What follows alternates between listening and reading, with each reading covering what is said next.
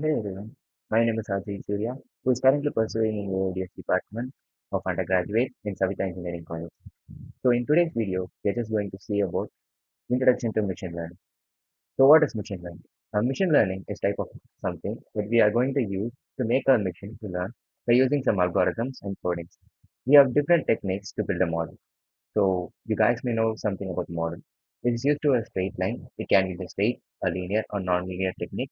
It is used to separate data that can be classified based upon the attributes. So in that sort of technique, we have so many techniques to build a model. We have linear regression, logistic regression, univariate. So one kind sort of that we are going to see today is based upon the experiment 8, implementations of k-means clustering for cluster segmentations. So proceeding further, the first two lines, so we are just going to decode the code one by one. So the first half is going to be about the packages. So we're going to import pandas as PD and import matplotlib.py plot as PLT. These packages are going to be used in further in the program, which will be much support to the program to be move further. So we are going to assign a variable df with pd.read underscore csv. We are going to read the CSV file. So we are just naming it as we are just using the CSV file named as mail underscore customers.csv. We can even give the path of the CSV file to access it. Moving further, we are just going to print the head. So the head denotes the top values of the CSV file. We can use head as an empty one, which is already designed to show the top five values. But we can use the numberings like 6 or 7, like 8 to change the number of head values that need to be printed. So on moving further, the data of input. Input just tells the information about the CSV file, about the non-null count type and everything about it. You can even show about the memory usage, data types that may be integer, character, or objectives, and anything else. So moving further, we are going to see about the if function. It's a basically a function that used to denote that the file is empty or not. If any of the value is being denoted as 1, 2, or any real number rather than 0, it has been denoted as there is a null value present in the CSV file. So in this current CSV file, there is no null values present, so it is all denoted as 0, and the data type is being denoted as integer and is denoted as variable. So from sklearn.cluster, import k-means. So as the program that is being based upon k-means, we are importing it. So WCSS, we are just creating an empty list within cluster sum of squares.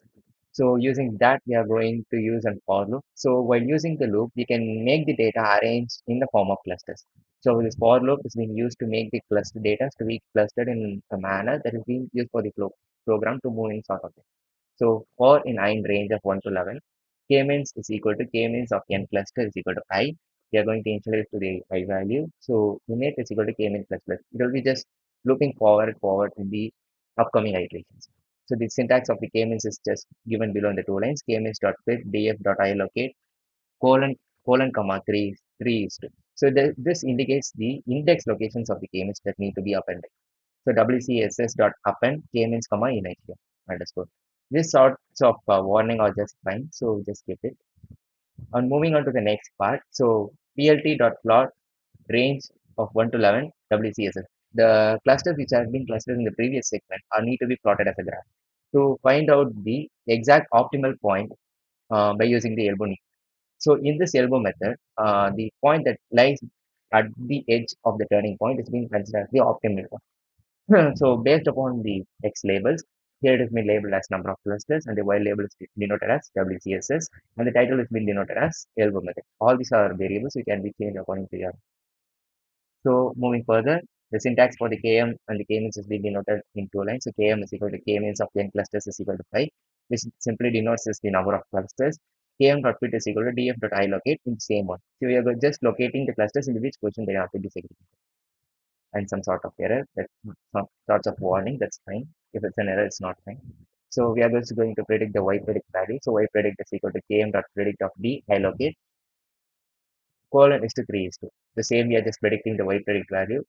These are the values that are going to be predicted for the value y predict, and we are just predicted in the form of y predict. If you just call y predict, the compiler is assuming that we are going to print the values and starts print.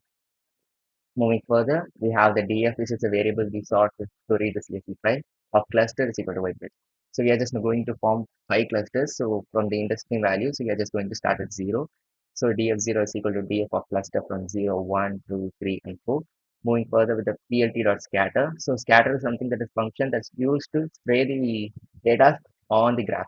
So it's not going to plot. A scatter is a function that's going to spray the data on the graph. So we are just using for the cluster 2. Here we are going to take the segments of annual income and the spending scores of the CSV file to just splatter the data in the function. We are just going to use the colors to vary the uh, different clusters from each other. So we are using different parameters like C, that's the color of red, black, blue, green, and magenta, and the labels are given as cluster 0, 1. So that's how it has been plotted with the title of customer segments, and the rest is being displayed on the screen. So thanks for watching the video. Thank you.